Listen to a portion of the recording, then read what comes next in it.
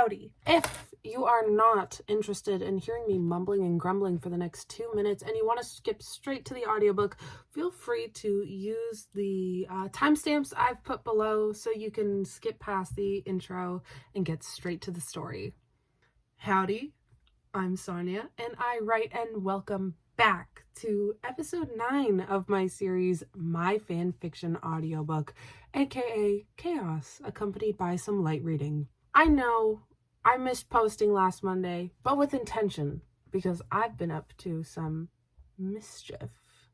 Yes, my fiction fiends, listen close, because I have some big plans for my upcoming YouTube videos and my upcoming chapters that I'm releasing for my story, and there might even be talk of a Patreon page. And besides the shenanigans that I've been up to for all of you fiction fiends, I've also been working on myself. I even got to see my first concert this past Friday, which was the Portals concert in Toronto at the Meridian Hall.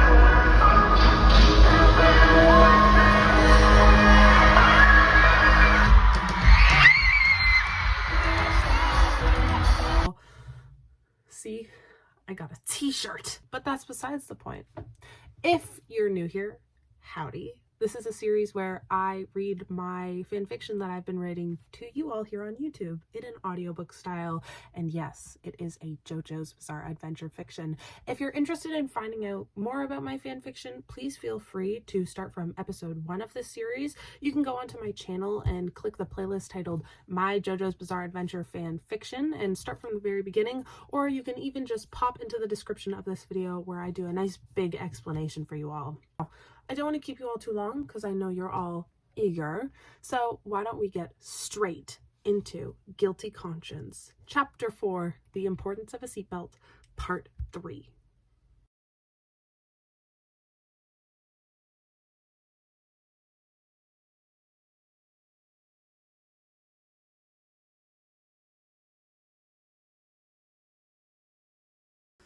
To YN's relief, Abbacchio didn't slap her, yell, or glare in her general direction.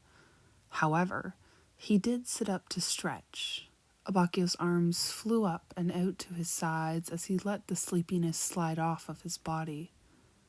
With his fists balled tightly, the brute suddenly swung his arms back down to his side, and unfortunately for the messenger, Abbacchio managed to knock YN directly in the stomach and sent her toppling into the empty seat behind her.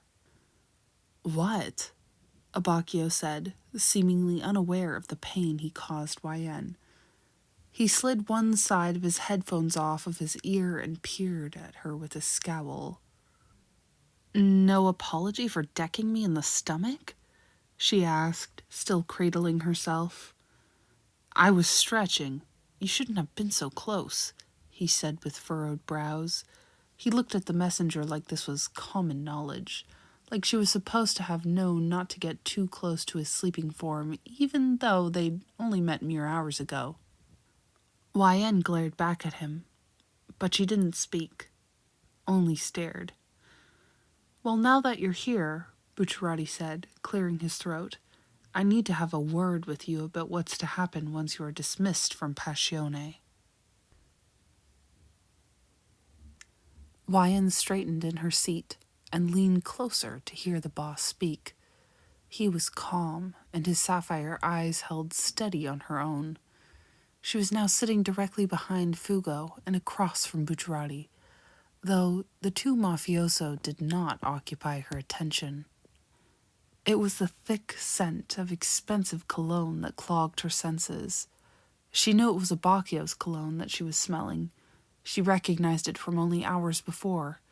It was distracting. YN almost missed Bucciarati calling her name, snapping her out of her cologne-induced daze. She nodded once, identifying that she was ready to hear him speak, and soon after, he began to give YN an earful of orders. "Once Polpo dismisses you, we can have absolutely zero contact. Don't even greet us in the streets. We are strangers, all of us. Do you understand?" YN knew that he was doing it for her safety. If anyone found out about her affiliation with the gang, she would be hunted down for information. But slowly, Carefully, she nodded. Wyan leaned back into her seat as Bucciarati seemingly finished talking. Though he had gone quiet, his eyes still lingered on her face. He stared for only a moment, and then turned away, sitting tall and keeping his gaze on the road ahead. For the first time since the vehicle was put in motion, everyone was silent. The quiet wrapped itself in between the seats and around each passenger. The sky was finally dark enough for YN to peer up at the stars through the van's tinted windows. She could fall asleep. A blanket of tiredness covered her form from head to toe, but was quickly shaken off when she saw someone staring at her from the corner of her half-lidded eyes. Abbacchio, with his head pointed toward her, didn't move or speak. He just looked at Wyan intently, like he'd been studying a specimen in a jar. His long lilac hair had been brushed out of his face with the help of the headphones that sat atop his head. His complexion was icy and his eyes were cold, unmoving. As Wyan turned to fully face him, her eyes snagged onto his own. For a brief moment, YN caught a glimpse of the deep purple rings that lined the outside of his golden irises. The pools of gold that stared back at her looked mischievous and secretive, but before she could explore further into his features, he flicked his eyes away. His long, straight nose pointed downwards, meeting the edge of his lips and the tip of his cupid's bow. YN huffed a laugh as her eyes traveled down his face. "What?" he questioned, his eyes meeting her own once again. "Your lipstick is smudged." He turned away.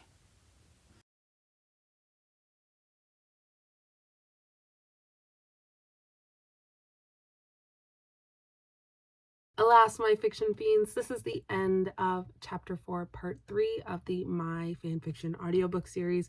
Thank you so much for sticking it out to the end of this video. It means so much to me, and I can't wait to see you next Monday. Bye!